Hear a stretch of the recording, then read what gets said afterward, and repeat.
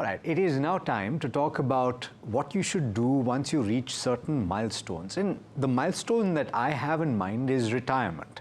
Because a lot of people worry whether the funds that they've accumulated through their earning career will suffice. How much should you withdraw on an ongoing basis? How much is safe? And ultimately what we're talking about is the concept of the safe withdrawal rate.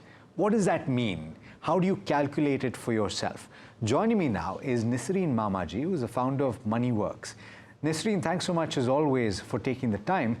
And let me ask you that question. This is a concept that I think a lot of people wonder about without knowing what a safe withdrawal rate is.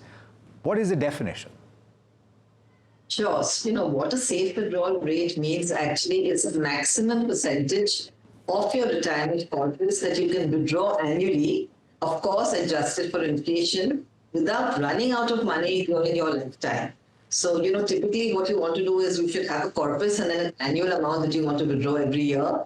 And when you forecast that, obviously you want to make sure that, during your lifetime, which is say typically you retire at the age of 60, and you are projecting a life, span of say another 25 years, around 85 years. For the next 25 to 30 years, your corpus should be able to maintain you in current lifestyle terms. That means, when you start planning, say when you're about 30, 35, and you are saving for a 50,000 rupee expense, that 50,000 rupees at the end of 30-year period would translate to say 2 lakh rupees because of 5% inflation over the next 30 years. So then you start with a withdrawal of 2 lakh rupees a month for the next 25 to 30 years. So that's exactly what the withdrawal part means. And that's the rate that we take for, for calculation purposes. So the rate is typically, about 3.5% to 4%. Keeping India's inflation in mind, we should be looking at between 4 to 5% as your withdrawal rate of your corpus on an annualized basis. Okay. So that's what it is.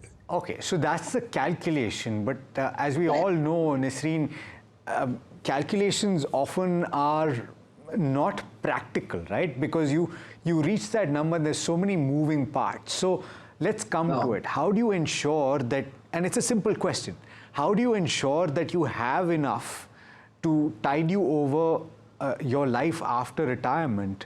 And what are the steps that you should follow, Nisreen? So typically, the first step is you decide your corpus and your income need. Because if you're already retired, then, you put together all your investable surpluses, whether it is your gratuity, your employee provident fund, your provident fund, any FDs that you might have, your insurance policies that might have matured, your mutual fund portfolio. So you put it all together and, you make a corpus out of that. Then you do your asset allocation. So what we typically advise our investors is, you look at, say, about 40 to 50% of the portfolio should be in equities for growth.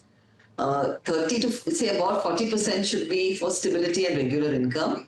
And your cash or emergency funds should be about, say, 5 to 10%. So that's how you allocate. Now, also it can be in buckets. So typically, what one does is we create buckets. So the first couple of years should be, say, in a short-term fund, an arbitrage fund, a debt fund. So say 1 to 3 years should be of your expenses should be in a very safe category where you're not expecting any volatility. So you can select a basket of investments right from fixed deposits to debt mutual funds to arbitrage funds or equity savings with a very small component of equity. So that's your bucket from, say, year 1 to 3.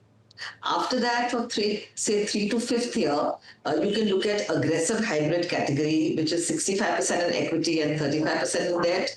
You can also look at a multi-asset category in mutual funds, which includes equity, debt, commodities, and possibly InvITs and REITs. And after 5 or 7 years, you can look at a 100% equity portfolio. So, there should be buckets. It should be a laddered system where your expenses are sure to be taken care of. So the 1 to 3 years is the most crucial time actually, because that's when you're starting and immediate withdrawal. So that amount should be in a very, very safe instrument. You should not be looking really at returns over there, but you should just be looking at getting your expenses or the target corpus hitting your account every month. So that's, the step-by-step process, Alex. Got it. Okay. Now, you spoke about the bucketing strategy, and you also spoke about equity. And I think a lot of retired folk and people that are nearing that age are worried about, because it's important and they buy into the idea that they need to have equity allocation, but where do they put it? Do they have a passive approach? Do they de-risk their portfolios? If they've had an equity portfolio running into 60, do they then take from that and reduce the amount of risk? How do you construct it?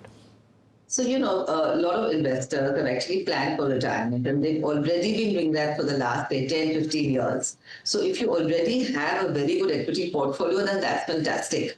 You don't have to then, rebalance a lot because, your difficult part is over. You've already got a lot of capital appreciation from the portfolio. So then for you to, again, create the buckets may not be necessary, because this would also entail a tax. So, whenever you're making a switch, or you're selling a mutual fund and then buying another, category, you are also entailing tax. So keeping that in mind, if you are an investor who's already planned for this day, and you have a good amount of capital appreciation already into, created in your mutual fund sort of portfolio, then, you can also disregard the buckets and start withdrawing from that, portfolio completely, and you're good to go. If you have a fresh investment, say from your provident fund, your employee provident fund, your gratuity, that can be put in the ladder exercise. So that is one investor who's already planned, and the other investor who hasn't planned for retirement and is now targeting, how to manage the portfolio. So for such an investor, keeping in mind the asset classes return over the last 40 years, equities is one that has performed the best, so you can't run away from the asset class of equities.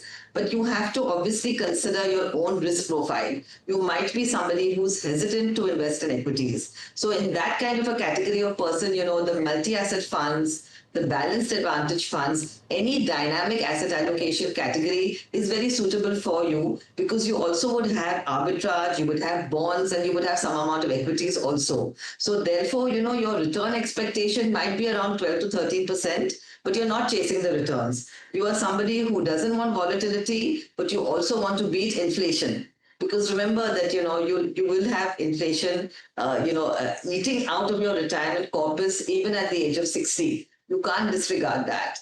If your inflation, rates are around 6 to 7%, then obviously, it's a no-brainer that your portfolio has to earn something additional in order for us, for you to get the support of a monthly income, as well as for the portfolio to grow, because you don't want to have a situation where you're running out of money during your lifetime. So having said that, the hybrid category will work very well for a risk-averse investor.